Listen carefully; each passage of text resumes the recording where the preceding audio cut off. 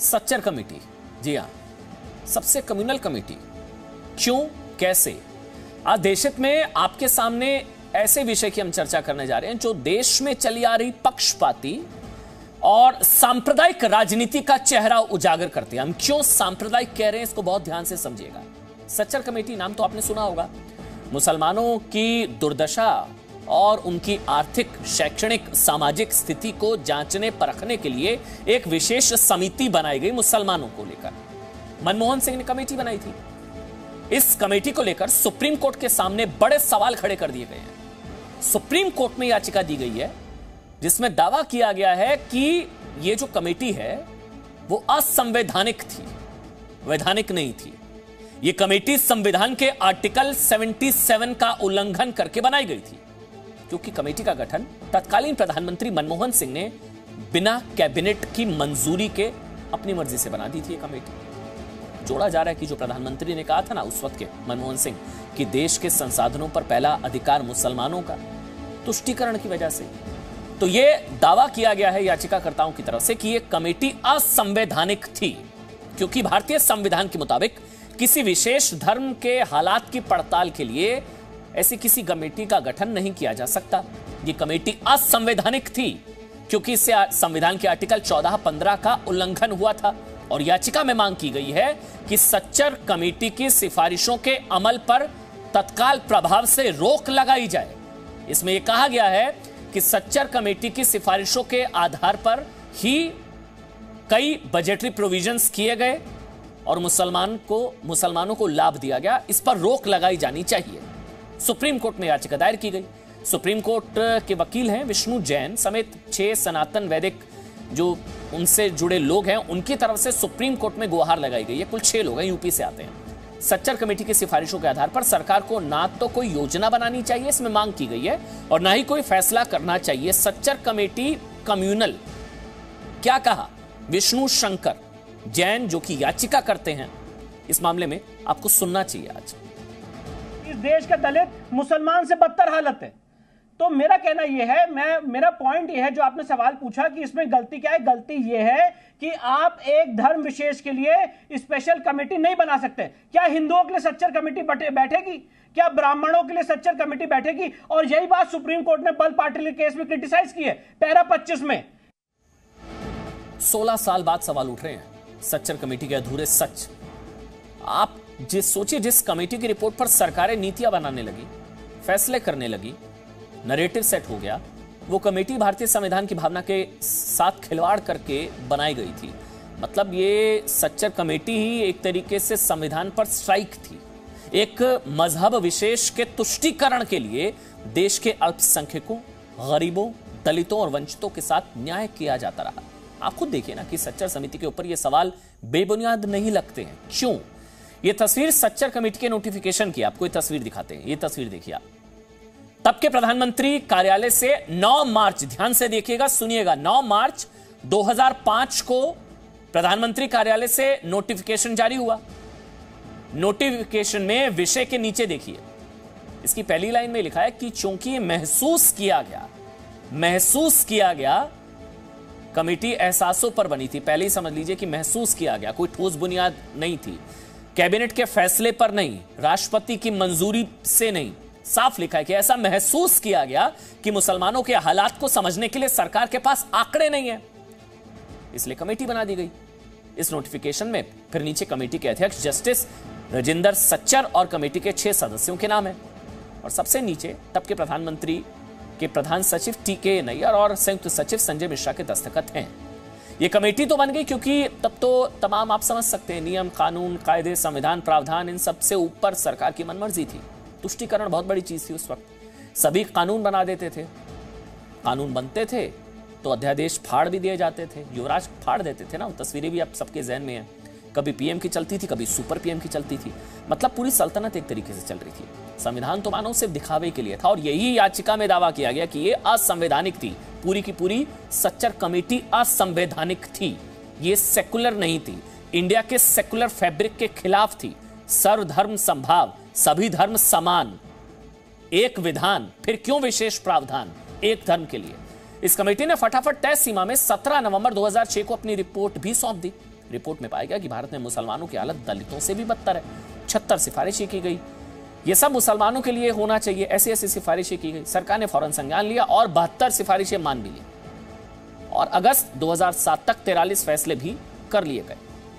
मतलब समझिए, 2009 के चुनाव से पहले काम पक्का, चुनाव हुआ तो जीत भी पक्की हो गई, क्योंकि ये कमेटी तो बहाना मुसलमानों को रिझाना था।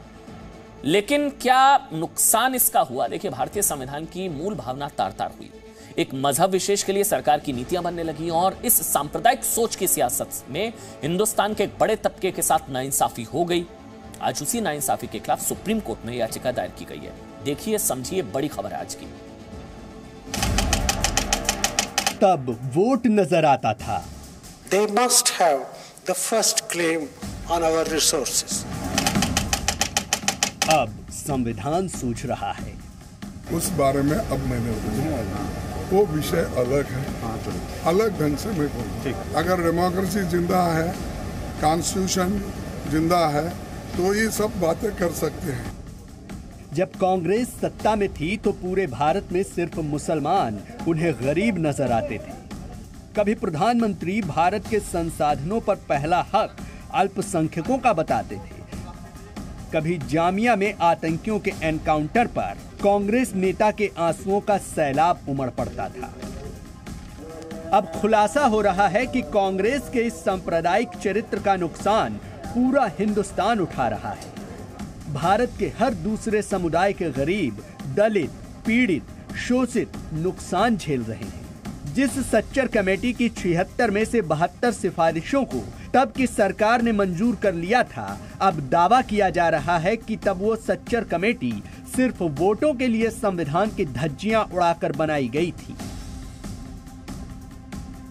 मेरा विरोध सिर्फ इतना है कि जो सच्चर कमेटी ने माइनॉरिटी को एक अलग चश्मे से देखा और स्पेशली मुस्लिम माइनॉरिटी को अलग चश्मे से देखा, वो अनकॉन्स्टिट्यूशनल है और वो संविधान की मूल भावना के खिलाफ है। 2005 में तब के प्रधानमंत्री मनमोहन सिंह के दफ्तर से एक नोटिफिकेशन जारी किया गया था और 7 सदस्यों की कमेटी बना दी गई।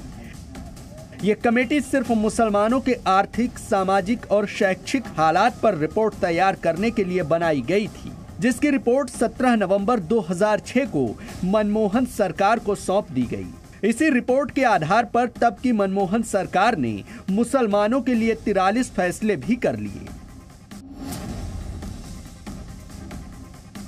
सुप्रीम कोर्ट में दी गई याचिका में जो बड़ी आपत्ति है, उसमें पहली ये कि सच्चर कमेटी सिर्फ मुसलमानों के लिए बनी थी, जबकि भारतीय संविधान के आर्टिकल 14 और 15 के मुताबिक धर्म विशेष के लिए कमेटी नहीं बन सकती। दूसरे, सच्चर कमेटी मनमोहन सिंह की मर्जी से बनी थी, उसमें कैबिनेट भी शामिल नहीं था, जबकि संविधान के आर्टिकल 340 के मुताबिक सामाजिक और शैक्षिक रूप से पिछड़े लोगों पर कमेटी बनाने का अधिकार सिर्फ राष्ट्रपति के पास है। सुप्रीम कोर्ट में दी गई याचिका में एक दलील ये भी है कि भारत में हर समुदाय के शैक्षिक और आर्थिक रूप से पिछड़े वर्ग के लिए संवैधानिक दर्जा प्राप्त पिछड़ा वर्ग आयोग का प्रावधान है, जिसे संविधान के आर्टिकल 338B के भाग 5 में संविधान के संशोधन 102 के जरिए बनाया गया था। फिर धर्म विशेष के लिए यह असंवैधानिक कमेटी का गठन क्यों हुआ? रोचक तथ्य तो ये है कि उस कमेटी की सिफारिशों पर कांग्रेस सरकार भी नीतियां बनाती रही, योजनाएं बनाती रही और मौजूदा सरकार भी उसकी कमेटी की सिफारिशों के आधार पर फैसले ले रही है। धर्म या संप्रदाय विशेष के लिए कोई विशेष व्यवस्था नहीं होना चाहिए, ये हमारा संविधान का मूल स्पिरिट है और सर्वधर्म समभाव ही हमारा संविधान का मूल तत्व है। सच्चर कमेटी के गठन को चुनौती देने वाली याचिका पर सुप्रीम कोर्ट में अभी सुनवाई होना बाकी है। देखना होगा कि अदालत में इस कमेटी को लेकर उठाए गए सवालों को साबित किया जा सकता है या नहीं। सच्चर कमेटी के गठन, उसकी रिपोर्ट और संसद में पेश किए जाने का विवादों से भरा इतिहास रहा है और इस पर जमकर सियासत भी हुई। तत्कालीन यूपीए सरकार ने इसे मुस्लिमों के विकास के लिए जरूरी बताया था, वहीं उस समय का विरोधी पक्ष यानी एनडीए और खासकर बीजेपी ने इसे तुष्टीकरण की नीति करार देते हुए संविधान की मूल भावना के खिलाफ बताया था। रविंद्र कुमार, जी मीडिया, दिल्ली। बड़ा फर्जीवाड़ा कह सकते हैं आप इसको, सांप्रदायिक सियासत का फर्जीवाड़ा। इसकी पोल अब सुप्रीम कोर्ट में खुलेगी। लेकिन एक और फर्जीवाड़ा इन दिनों चर्चा में है। राज कुंद्रा के एक और गेम का खुलासा हुआ है। बीजेपी नेता राम कदम है, आरोप लगाया कि राज कुंद्रा ऑनलाइन गैम्बलिंग वाला गेमिंग ऐप बनाकर भी फर्जीवाड़ा करते थे। राम कदम ने बाकायदा प्रेस कॉन्फ्रेंस करके वो सबूत और दस्तावेज दिखाए, जिसके आधार पर उन्होंने राज कुंद्रा पर आरोप लगाए, सीरियस चार्जेस। राम कदम का दावा है कि महाराष्ट्र, गुजरात, मध्य प्रदेश के दूर दराज इलाकों के लोगों ने उनसे शिकायत की है कि राज कुंद्रा ने हजारों करोड़ का फर्जीवाड़ा किया। ये राम कदम का आरोप है, बीजेपी नेता। तो राज कुंद्रा के इस नए गेम के बारे में भी आपको पता होना चाहिए, सतर्क भी रहना चाहिए आपको।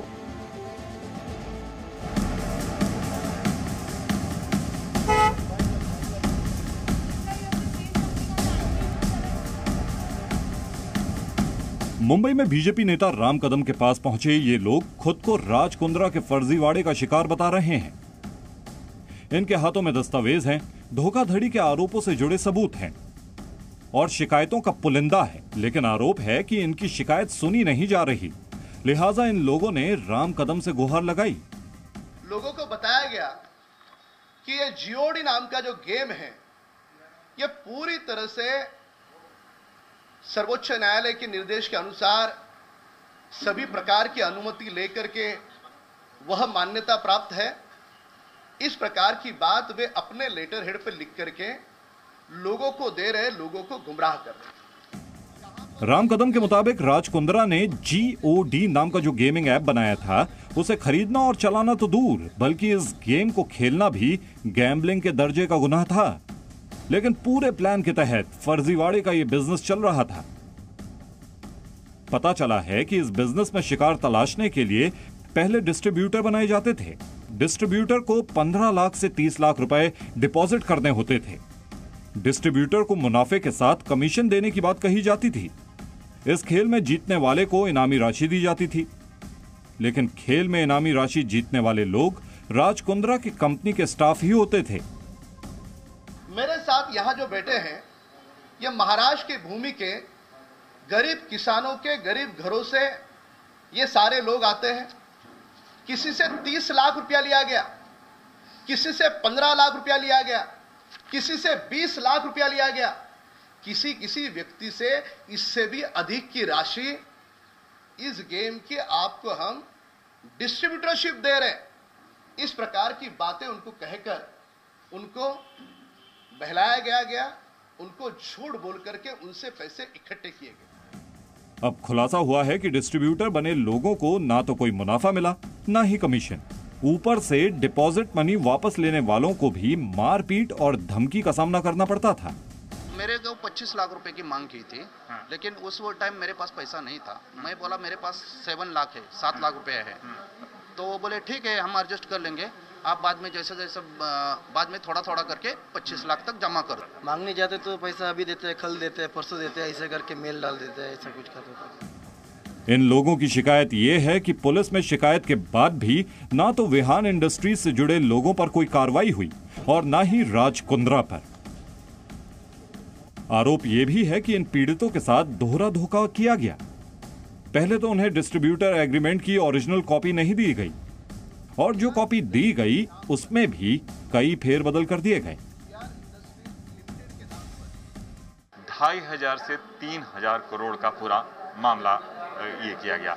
हालांकि जिस तरीके से कहा यही जा रहा है कि अगर इन पैसे नहीं लौटाएंगे तो इसके लिए आगे की कार्रवाई भी इनके जरिए की जाएगी, यानी दूसरी जांच एजेंसियों के दफ्तर जरूर चक्कर लगाएंगे और वहां भी इस बात का साफ साफ है कि विहान इंडस्ट्री यानी राज कुंद्रा की तरफ से किस तरीके से लोगों को अलग अलग तरह से फंसाया गया, ये चीजें सामने आ रही हैं। कैमरामैन प्रकाश बुआ के साथ राजीव रंजन सिंह, जी मीडिया, मुंबई। मतलब फ्रॉड किसी के साथ भी हो सकता है, कभी भी हो सकता है, कहीं भी हो सकता है और कोई भी कर सकता है। इसलिए सतर्कता बहुत जरूरी है। हमें लगता है कि बड़े लोग हैं, इन चीजों में थोड़ी पड़ेंगे, लेकिन लोग निजी तौर पर तो सावधानी बरत सकते हैं। लेकिन अगर धोखा संस्थान के साथ होने लगे तो उत्तर प्रदेश में एक ऐसे ही रैकेट का भांडाफोड़ हुआ जो बैंक को ही चूना लगा रहा था। बैंक को ये लोग एटीएम में छेड़छाड़ करते थे, बैंक से फर्जी शिकायत करके अपने खाते में पैसा डलवा लेते थे। जब तक बैंक वालों को पता चल पाता था तब तक 237 खातों के जरिए करोड़ों की चीटिंग हो चुकी थी।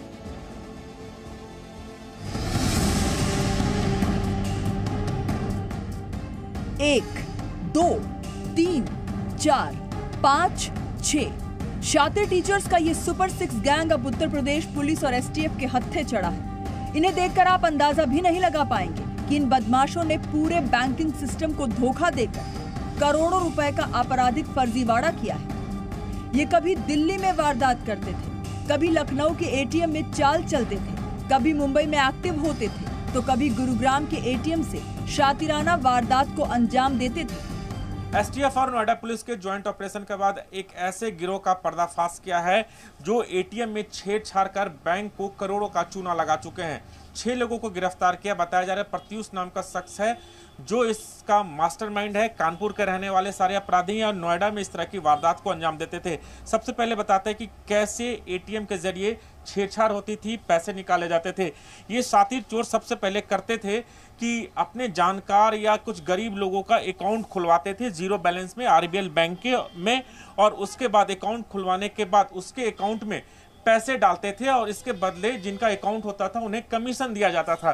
पैसे जैसे अकाउंट में डालते थे उसके बाद एटीएम में छेड़छाड़ करते थे। जैसे ही आप यहाँ पर एटीएम मशीन कार्ड में कार्ड डालते थे, उसके बाद पिन नंबर डालने के बाद जैसे ही ट्रांजैक्शन होता था वैसे इस फ्लिप को ऊपर कर दिया जाता था और पैसे बाहर निकल जाते थे। तब तक फ्लिप को ऊपर रखा जाता था और पैसे बाहर आने के बाद यहाँ पर शो करता था कि वो पैसा डिक्लाइन हो गया और ऑटोमेटिकली बैंक उस अकाउंट में उतना ही पैसा डाल देते थे। और इस तरीके से 237 अकाउंट के बारे में पुलिस को पता चला है कि अकाउंट से फ्रॉड किया गया, बैंक को चूना लगाया गया, करोड़ों का चूना लगाया। फिलहाल इस पूरे मामले में पुलिस जांच शुरू कर दी है और कुछ और आरोपियों की तलाश कर रही है। इस गैंग के फर्जीवाड़े का खुलासा तब हुआ जब नोएडा में आरबीएल बैंक के कुछ ब्रांचेस में फ्रॉड की शिकायतें आने लगी। बैंक के विजिलेंस विभाग ने जब इसकी पड़ताल शुरू की तो ये पता चला कि फ्रॉड का एटीएम कनेक्शन है। एटीएम में कैश शॉर्टेज हो रहा है, तो हम लोगों ने इंटरनल एनालिसिस किया कि क्यों हो रहा है, तो हमें कुछ सस्पिशियस ट्रांजैक्शन आइडेंटिफाई हुई। जब हमने उनको आइडेंटिफाई किया, उनको और एनालिसिस किया, तो हमें वहाँ पर एक आदमी, एक पर्टिकुलर आदमी हमने आइडेंटिफाई किया सीसीटीवी के थ्रू, जो आता है और उन ट्रांजैक्शन को करता है। तो ऐसे ही हमारा नोएडा सेक्टर 63 में भी एक एटीएम है, वहाँ पे भी एटीएम शॉर्टेज नोटिस की गई थी। तो वहाँ पर भी जब हमने रिव्यू किया सेम, तो वही आदमी हमें वहाँ भी दिखा। तो अकॉर्डिंगली हमने पुलिस लॉ एनफोर्समेंट को एजेंसी को अप्रोच किया और एक कंप्लेंट फाइल करी। ये भी पता चला कि ये गिरोह पिछले 2 साल से इस धंधे में शामिल है और इस गैंग का सरगना प्रत्युष बीएससी पास है। पुलिस की पूछताछ में पता चला है कि इस गैंग के बदमाश जिनके खातों का इस्तेमाल चीटिंग में करते थे, उन्हें भी कमीशन दिया करते थे। अब तक ऐसे 237 खाता धारकों के बारे में पता चल चुका है जिनका इस्तेमाल इन बदमाशों ने किया है। बेसिकली इनका टारगेट आरबीएल बैंक होता था, जहाँ पे कुछ टेक्निकली इनके जो प्लान्स थे वो ज़्यादा सक्सेसफुली उसको कर पाते थे।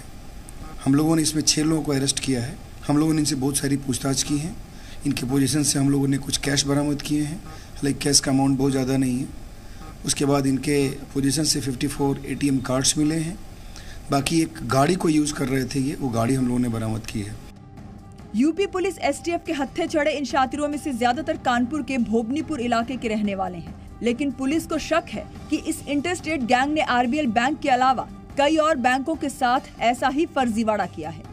नोएडा से राजू राज के साथ ब्यूरो रिपोर्ट, जी मीडिया। देखिए, बैंकों के साथ फर्जीवाड़े की हालत यह है कि सरकार बहुत परेशान है। 27 जुलाई को संसद में वित्त राज्य मंत्री भागवत कराड़ ने बताया कि बैंकों के साथ करीब 500 करोड़ रुपए की धोखाधड़ी हो चुकी है। बैंकों के साथ धोखाधड़ी। रिजर्व बैंक को मिली शिकायत के मुताबिक निजी क्षेत्र के बैंकों में, प्राइवेट बैंक्स में 2019-20 में धोखाधड़ी के 79 केस सामने आए थे, जबकि 2020-21 में 73 और 21-22 में, मतलब अब तक 13 केस सामने आ चुके हैं अब तक। लेकिन ये वैसे मामले जिनमें बड़े फ्रॉड शामिल हैं और उन्हें रोकने के लिए तमाम नियम, कायदे, कानून बनाए गए हैं। लेकिन इस तरह के संगठित गिरोह बनाकर एटीएम से धोखाधड़ी करने वालों पर शिकंजा कसना फिर भी मुश्किल होगा। अब आपको एक और खबर जरूर देखनी चाहिए, खासकर उन लोगों को जो बारिश के मौसम में पहाड़ों की सैर पर जाने का प्लान बना रहे हैं, हिल स्टेशन पर जाना चाहते हैं, बारिशों का मौसम है। इन दिनों पहाड़ों पर क्या हाल है वो आपको जरूर देखना चाहिए। हिमाचल प्रदेश में जबरदस्त बारिश के बाद पहाड़ दरक रहे हैं, पहाड़ के पहाड़ नीचे आ रहे हैं। कहीं फ्लैश फ्लड की मुसीबत है, मलबे का कहर टूट रहा है, कहीं नदी की उफान जो है वो लोगों की जान ले रही है। केवल लाहौल स्पीति में ही फ्लैश फ्लड और लैंडस्लाइड की चपेट में आकर 14 लोगों की जान चली गई। इसके अलावा तेजिंग नाले से 7 शव निकाले गए। राहत बचाव टीम ने किसी तरह सांशा नाले में फंसे लोगों को निकाला गया। देखिए पानी का बहाव, देखिए आप, कितना तेज पानी का बहाव है। 200 से ज्यादा सैलानी यहां पर फंस गए, एयरलिफ्ट किया गया उनको। उधर जम्मू कश्मीर में भी कुछ ऐसे ही हालात है। गांदरबल में इतनी बारिश हुई कि सड़कों पर सैलाब उमड़ पड़ा है। त्राल में भी यही हाल है, पुल बह गए। मतलब पहाड़ी राज्यों में इन दिनों आफत का आसमान टूट पड़ा है। कई सैलानी फंस गए, उनको बचाने के लिए टेम्परेरी पुल बनाए गए, फिर किसी तरीके से उनको बचाया गया। नीचे पानी का बहाव देखिए आप, इतना ज्यादा। आज एक ऐसी तस्वीर हिमाचल प्रदेश से आई है जो शायद पहले कभी नहीं देखी। सिरमौर जिले में पूरा का पूरा पहाड़ दरकते हुए नजर आया। पूरा का पूरा पहाड़ देखते ही देखते धंस गया।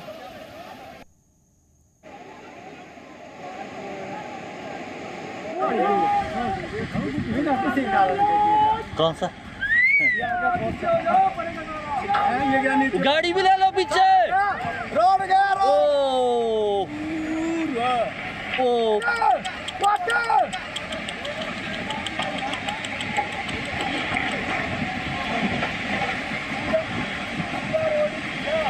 हिमाचल प्रदेश के सिरमौर जिले का ये नाहन इलाका है और ये फंसा रहा था आगे बस। और ये हादसा हुआ है नेशनल हाईवे नंबर 707 पर, जो अब नहीं रहा। दरार बढ़ती जा रही है।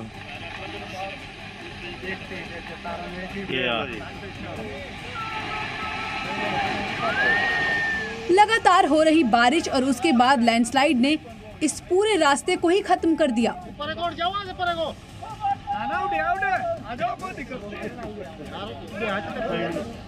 नेशनल हाईवे 707 का यह हिस्सा चंडीगढ़ को देहरादून से जोड़ने वाला मुख्य रास्ता है।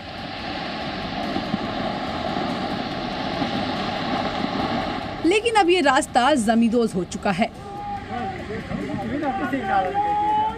एक बार फिर से देखिए ये पूरा मंजर, सिलसिलेवार कि कैसे धीरे धीरे खिसकती चट्टानों के साथ पूरा का पूरा पहाड़ ही मिट्टी में मिल गया।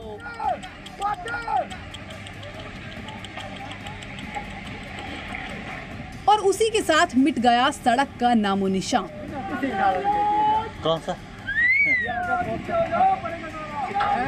गाड़ी भी ले लो पीछे।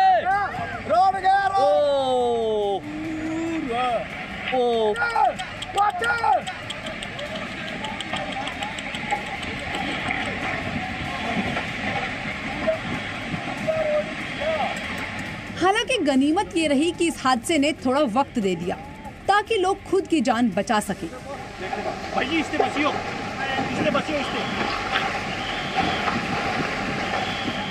चट्टानों के खिसकने के साथ ही गाड़ियां थोड़ी दूरी पर ही रुक गईं और एक बड़े हादसे का शिकार होने से बच गई।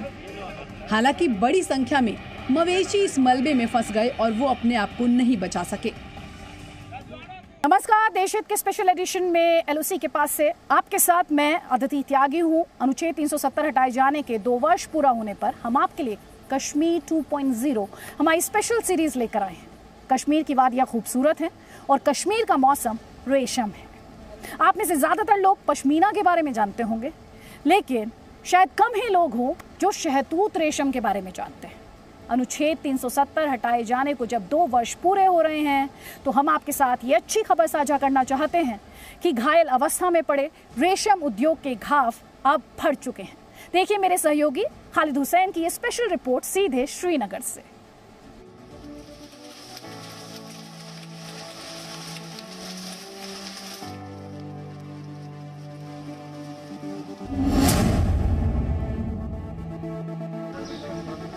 जम्मू कश्मीर भारत का मस्तक है और मस्तक पर लहराता तिरंगा घाटी में शांति और विकास की नई लहर का प्रमाण।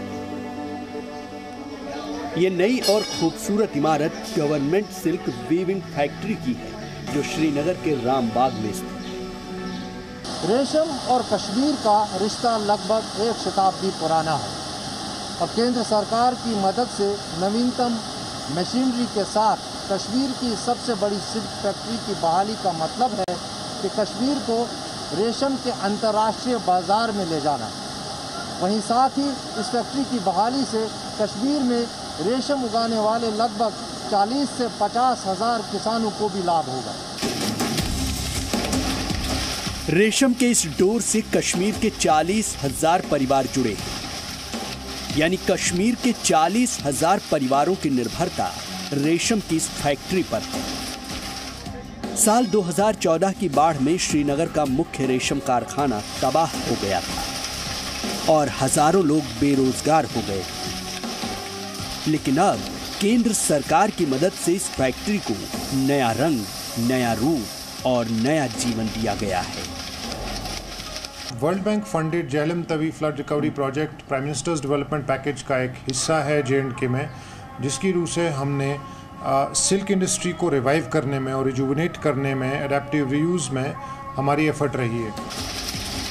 श्रीनगर के सिल्क फैक्ट्री में रेशम की 38 किस्में तैयार होती थी, लेकिन 2014 की बाढ़ में फैक्ट्री को हुए नुकसान के बाद रेशम की सिर्फ 8 किस्में ही तैयार हो पाती थी। लेकिन अब यहाँ नई और आधुनिक मशीनें आ जाने से न सिर्फ रेशम की ज्यादा किस्में तैयार होंगी, बल्कि रेशम का उत्पादन भी पहले से 6 गुना ज्यादा बढ़ जाएगा। कश्मीर के शहतूत रेशम की दुनिया भर में मांग है। रेशम फैक्ट्री में काम करने वाले लोगों का कहना है कि उत्पादन बढ़ेगा तो रोजगार भी बढ़ेगा और उनकी सैलरी भी बढ़ेगी। कम से कम भी 30-40 हज़ार के करीब यहाँ पे लोग इससे जुड़े हैं। तो शुक्र अल्हम्दुलिल्लाह कि सबका घर ठीक चल रहा है, कि काम ठीक है यहाँ पे। आप जो ये सरकार ने नई मशीनरी लगाई है कश्मीर की सिल्क फैक्ट्री में, तो आपको लगता है इससे आपको फ़ायदा होगा? बहुत सारा फ़ायदा होगा। पहले पिछले साल तक या पिछले 2 महीने पहले जो यहाँ पे पुराने मशीनें थी, उस वजह ये कोई 50 हज़ार के करीब मीटर निकलता था। तो अब इंशाल्लाह जो नई मशीनें आई हैं, जो ये डिजिटल मशीनें आई हैं, इस वजह से इंशाल्लाह 3 लाख के करीब मीटर निकलेंगे महीने का। तो इस वजह से काफ़ी ज़्यादा हमारा भी फ़ायदा हो रहा है, क्योंकि पहले हमारी सैलरी जो थी, जो प्रोडक्शन कम निकल रहा था, उस वजह से अब ज़्यादा प्रोडक्शन निकलेगा, तो उस वजह से हमारी सैलरी भी ज़्यादा होगी। बहुत ज़्यादा बदलाव हुआ। इस फैक्ट्री से बहुत सारे रिलेटिव्स हैं जो इसमें बहुत सारे लोग पल रहे हैं। हमारी फैमिली भी चल रही है इसी पे बहुत सालों से, और हम बहुत खुश हैं। जब से हमारा ये नया यूनिट स्टार्ट हो गया, हमें बहुत खुश है और हमें बहुत सारी उम्मीदें भी है इससे। और हम चाहते हैं, हमारा रोज़गार है, हमारे बाद अगर जब हम रिटायर हो जाएंगे, हम चाहते हैं कि हमारे बदले फिर और कोई यहाँ पे एडजस्ट हो जाए, उनका रोज़गार भी बढ़ जाए। रेशम फैक्ट्री के आधुनिकीकरण से कश्मीर के लोग इसलिए भी ज्यादा खुश हैं क्योंकि अब वो रेशम उत्पादन में अपने राज्य का रिकॉर्ड बेहतर कर पाएंगे। केंद्र सरकार की रिपोर्ट के मुताबिक बीते कुछ वर्षों में रेशम उत्पादन के मामलों में देश का रिकॉर्ड बेहतर होता गया, लेकिन जम्मू कश्मीर पिछड़ता गया। साल 2016-17 में भारत ने 30,348 मीट्रिक टन रॉ सिल्क का उत्पादन किया। 2017 से 18 में 31,906 और 2018-19 में 35,468 मीट्रिक टन रॉ सिल्क का उत्पादन किया गया था। यानी देश में रेशम का उत्पादन बढ़ता गया। लेकिन जम्मू कश्मीर के आंकड़ों को देखें तो साल 2016-17 में 145 मीट्रिक टन, 2017-18 में 132 और 2018-19 में 118 मीट्रिक टन रॉ सिल्क का उत्पादन हुआ था। यानी जम्मू कश्मीर में सिल्क उत्पादन घटता गया। इसी प्रोजेक्ट में the Jhelum Tawi flood recovery project, for the first time ever in Jammu and Kashmir, हमने एक आर्टिजन डेटाबेस क्रिएट की है, जिसमें हमें पता लगा है कि 3.5 लाख के करीब हमारे आर्टिजन्स डिफरेंट शोबों में जुड़े हुए हैं आर्ट से। जैसे सिल्क इंडस्ट्री हो गई, जैसे पेपर माशी हो गया, वुल हो गया, विकर इंडस्ट्री हो गई। इसी तरह we found out there almost 40,000 families which are directly dependent. तो इनका किस तरह से आगे चल के इस 40,000 को और बढ़ाया जा सके, 40,000 को डबल किया जा सके, हमारी एफर्ट यही रहेगी। सरकार की मदद से श्रीनगर में फैक्ट्री के साथ रेशम से तैयार कपड़ों का खूबसूरत शोरूम भी है, जहां लोग दूर दूर से खरीदारी करने आते हैं। खालिद हुसैन, जी मीडिया, श्रीनगर। श्रीनगर से बारामूला की दूरी 53 किलोमीटर है और बारामूला में इन दिनों सड़क से लेकर स्वास्थ्य तक विकास की लहर चल रही है। अच्छी खबर यह है कि गुलमर्ग जाने वाले पर्यटकों के लिए सड़क सहूलियत का एक बड़ा माध्यम बन गई है। देखिए ग्राउंड जीरो से मेरे सहयोगी मनीष शुक्ला की रिपोर्ट।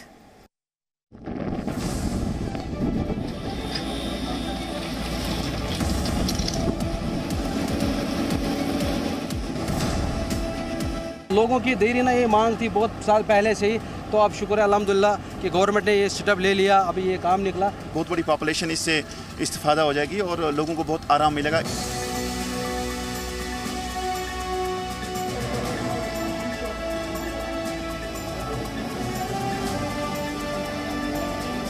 जिन भी स्टूडेंट्स को बाहर जाना पड़ता था MBBS करने के लिए, अब जो भी लोकली हमारे स्टूडेंट्स हैं वो यहाँ ही MBBS कर सकते हैं। आम लोगों के लिए, जो कॉमन पीपल है, जो अफोर्ड नहीं कर सकते हैं प्राइवेट नर्सिंग होम्स के लिए, उनके लिए तो बहुत ही ज़्यादा आराम है यहाँ से।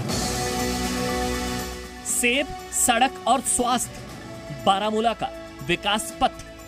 ऐसा माना जाता है कि सड़कें विकास लेकर के आती हैं और इसीलिए जम्मू कश्मीर में रोड्स के काम पे खासा ध्यान दिया जा रहा है। हम इस वक्त बारामूला में हैं और बारामूला से गुलमर्ग को जोड़ने के लिए यहाँ पर सड़क बनाने का काम चल रहा है। ये 43 किलोमीटर यानी 43 किलोमीटर लंबी ये सड़क बनाई जा रही है और बारामूला का जो प्रशासन है उसका ये मानना है कि ये रोड बनने से जो टूरिज्म सेक्टर है वो काफ़ी मजबूत होगा। अगर देखा जाए तो जो जम्मू कश्मीर टूरिस्टों के लिए काफ़ी फेमस जगह है, यहाँ पर कई टूरिस्ट हॉट स्पॉट्स हैं, लेकिन और भी कई इलाके हैं जहाँ पर टूरिस्ट आते नहीं हैं या उनकी प्रेजेंस काफ़ी कम रहती है। और ऐसी स्थिति में बारामूला या बाकी जो इसके आसपास के जो इलाके हैं वहाँ पर टूरिज़्म को बढ़ाने के लिए यहाँ पर खासा ध्यान दिया जा रहा है। इस वक्त यहाँ ब्लैक टॉपिंग यानी रोड्स के ऊपर ये जो लेबलिंग का काम चल रहा है ताकि सड़कें जल्द से जल्द बनाई जा सके। अनुच्छेद 370 से आजादी के बाद कश्मीर की किस्मत और तस्वीर किस तरह बदल रही है, ये सड़क देखकर आप समझ सकते हैं। अगर अभी भी कश्मीर में अनुच्छेद 370 होता तो शायद बारामूला शहर को गुलमर्ग से जोड़ने वाली सड़क नहीं बन रही होती। बारामूला के लोग लंबे समय से इस सड़क का इंतजार कर रहे थे, लेकिन 370 हटने के बाद यहाँ के लोगों का इंतजार खत्म होने जा रहा है। इस मार्ग का नाम है बारामूला बाबा ऋषि गुलमर्ग मार्ग। 43 किलोमीटर लंबी सड़क बनाने का काम पिछले 8 महीनों से चल रहा है। 2 साल में इस प्रोजेक्ट को पूरा करना है और सड़क निर्माण में जुटे अधिकारियों के मुताबिक ये रास्ता बन जाने से पर्यटकों के लिए गुलमर्ग पहुंचना आसान हो जाएगा।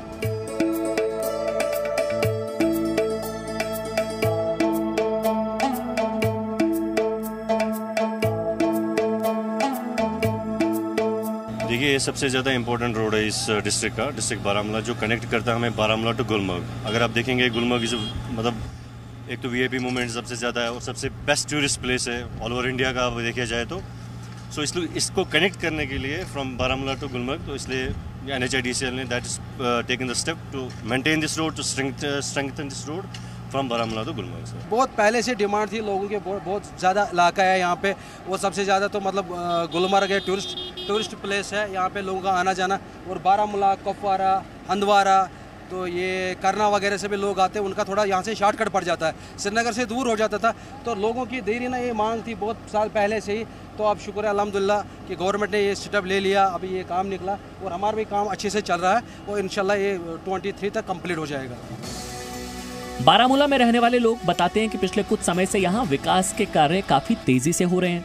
देखिए, बारामूला डेवलपमेंट में मुझे लगता है पिछले 4-5 महीनों में तो बहुत आगे चल रहा है। अब थोड़ा कोविड से थोड़ी दुश्वारियां आई थी। पहले तो हम इसी प्रोजेक्ट की बात करेंगे। ये जो बारामूला बाबा ऋषि गुलमर्ग रोड है, ये मुझे लगता है कि ड्रीम प्रोजेक्ट है इस इलाके का। तो बाबा ऋषि से लेकर गुलमर्ग से लेकर बारामूला तक लोगों को बड़ा फ़ायदा है। बहुत बड़ी पॉपुलेशन इससे इस्तेफादा हो जाएगी और लोगों को बहुत आराम मिलेगा। इसके बगैर बाकी हेल्थ में भी, एजुकेशन में भी बहुत बड़े काम हो रहे हैं और इंशाल्लाह ये कोविड का जब ये सारा ड्रामा ख़त्म हो जाएगा तो उसके बाद आपको बहुत कुछ नया देखने को मिलेगा बारामूला में। जम्मू कश्मीर में साल 2019-20 में लॉकडाउन के बावजूद 1175 किलोमीटर सड़क बनी है। आने वाले दिनों में 1 साल में 3000 किलोमीटर से ज्यादा सड़क बनाने का लक्ष्य है। विकास के हवाले से बात करें तो रोड इंफ्रास्ट्रक्चर को इम्प्रूव करने की काफ़ी कोशिश की जा रही है। अगर हम बात करें हमारा जो नेशनल हाईवे श्रीनगर से बारामूला और फर्दर उड़ी की तरफ जाता है, जो कि एक इम्पॉर्टेंट रोड लिंक है हमारा, उसको 4 लेनिंग का काम जो है वो भी शुरू होने जा रहा है, क्योंकि उसमें अभी हम लैंड एक्विजिशन के स्टेज पे हैं। कुछ फ्लाईओवर बनने जा रहे हैं, कुछ बाईपासेस हैं और वो प्रोजेक्ट भी काफ़ी जल्दी पिक करेगा। उसके अलावा एक इम्पॉर्टेंट लिंक था हमारा जो बारामूला को गुलमर्ग से जोड़ता था। इससे पहले वो रोड सीजनल था, फेयर वेदर रहता था, लेकिन अब उस रोड को भी स्ट्रेंथन किया जा रहा है लगभग 85 करोड़ की लागत से, और जिसका परिणाम ये होगा कि आने वाले दिनों में जो टूरिस्ट हमारे बाहर से आते हैं, जो गुलमर्ग में जाते हैं, उनको एक मौका मिलेगा बारामूला आने का भी। जहां तक बारामूला की बात है तो यहाँ सिर्फ नई सड़क नहीं बन रही, नए अस्पताल भी बन रहे हैं। बारामूला में बन रहा ये मेडिकल कॉलेज पूरे नॉर्थ कश्मीर का इकलौता मेडिकल कॉलेज है। हम इस वक्त बारामूला के गवर्नमेंट मेडिकल कॉलेज में हैं और ये पूरे नॉर्थ कश्मीर का इकलौता मेडिकल कॉलेज है। इस बारे में हमसे बात करने के लिए डॉक्टर मीर वसीम हैं, जिनसे हम जानने की कोशिश करेंगे कि कब से ये मेडिकल कॉलेज अप्रूव हुआ, कब से यहाँ पे कोर्सेज शुरू हुए और उसके क्या फ़ायदे हैं। सर, एक लंबी डिमांड थी मेडिकल कॉलेज बनाने जाने की, क्योंकि यहाँ जो स्टूडेंट थे उन्हें काफ़ी दूर जाना होता था। क्या क्या फ़ायदे हुए जब ये मेडिकल कॉलेज बनना शुरू हुआ या आप कोर्सेज शुरू हो गए? देखिए, जब आप फ़ायदे देख लेंगे मैं अपना बताऊंगा। जब मैंने MBBS किया है तो मैंने गवर्नमेंट मेडिकल कॉलेज जम्मू से MBBS किया, तो इसका मतलब ये हुआ कि जिन भी स्टूडेंट्स को बाहर जाना पड़ता था MBBS करने के लिए, अब जो भी लोकली हमारे स्टूडेंट्स हैं वो यहाँ ही MBBS कर सकते हैं और हमारी लोकल मेडिकल फैसिलिटीज़ बढ़ गई। जो ही मेडिकल कॉलेज किसी जगह पे आ जाता है उससे आपकी फैकल्टी बढ़ जाती है, आपकी सब स्पेशलिटीज़ बढ़ जाती है, आप एक टेरिशरी केयर हॉस्पिटल बन जाते हो। टेरिशरी केयर हॉस्पिटल बनने से ये फ़ायदा होता है कि स्पेशलिटीज़, सुपर स्पेशलिटीज़ आ जाती है हॉस्पिटल में। इससे इसमें से इन द लॉन्ग रन लोगों को ही फ़ायदा मिल जाता है। मेडिकल कॉलेज का बनना स्वास्थ्य के क्षेत्र में बारामूला समेत नॉर्थ कश्मीर के लिए किसी क्रांति से कम नहीं है। बहुत आराम है। डॉक्टर साहब ने जो दवाइयाँ दी थी और नर्सेज ने जो भी उन्होंने लिखा था वो सब कुछ कर दिया और आराम है बहुत है, पहली बात। दूसरा ये कि सबसे ज़्यादा ये बड़ी बात है कि हम जैसे आम लोगों के लिए, जो कॉमन पीपल है, जो अफोर्ड नहीं कर सकते हैं प्राइवेट नर्सिंग होम्स के लिए, उनके लिए तो बहुत ही ज़्यादा आराम है यहाँ से। यहाँ जब ये नहीं था मेडिकल कॉलेज तो कहाँ जाना होता था फिर? ज़्यादातर जो है पहले जो यहाँ लोकल होते थे तो वो पहले बारामूला के लिए लिख देते, जो कि डिस्ट्रिक्ट हॉस्पिटल था, और ज़्यादातर केसेस जो थे वो श्रीनगर जाना पड़ता था, यानी कि 50 किलोमीटर दूर आपको जाना पड़ता था। हमें कार्ड की वजह से भी यहाँ पे बहुत सारा फ़ायदा मिल रहा है, जैसे मेडिसिन मिल रहा है और भी बहुत सारी फैसिलिटीज़ है। जैसे यहाँ पे मेडिकल कॉलेज है, इसकी वजह से हमें बहुत फैसिलिटियाँ मैसर हुई है। सर, हम बहुत शुक्रगुजार है कि हमें यहाँ आयुष्मान भारत की वजह से भी हमें बहुत सारा ये प्रॉब्लम जो है सॉल्व होती है हमें यहाँ पे। आपने अगर ध्यान से सुना होगा तो शबीना ने जी मीडिया से बात करते हुए आयुष्मान भारत का जिक्र किया।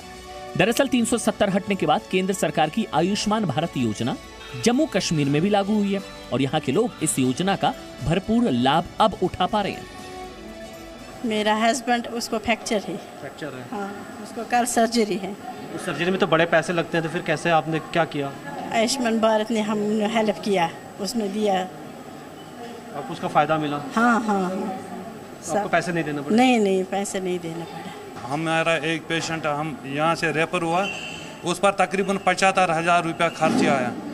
उसमें उसको गोल्डन कार्ड उसके पास अवेलेबल था। जो खर्च आई 75,000 वो डिपार्टमेंट ने उसको दे दिए। पूरी जो भी खर्च आई, सर्जरी भी उसकी हुई, सारा खर्चा डिपार्टमेंट में दिया। बारामूला के डिप्टी कमिश्नर भूपेंद्र सिंह ने जी मीडिया को बताया कि साल के आखिर तक मेडिकल कॉलेज की बिल्डिंग बनकर तैयार हो जाएगी। उसके बाद यहाँ हालात और भी बेहतर हो जाएंगे। अगर बात करें हेल्थ इंफ्रास्ट्रक्चर की तो अब मैं सबसे बड़ी जो एक इंटरवेंशन गवर्नमेंट की तरफ से रही है वो मेडिकल कॉलेज बारामूला में जो बनने जा रहा है, और मुझे खुशी है बताने कि उसका जो बिल्डिंग का काम है वो इसी साल कंप्लीट होने जा रहा है। हालांकि मेकशिफ्ट तरीके से बैचेस शुरू हो चुके हैं। हमारे पास 2 बैचेस और 100 स्टूडेंट्स हैं हर बैच में, वो शुरू हो चुके हैं और तीसरा बैच इस बार मेडिकल कॉलेज में इस बार एडमिट होगा।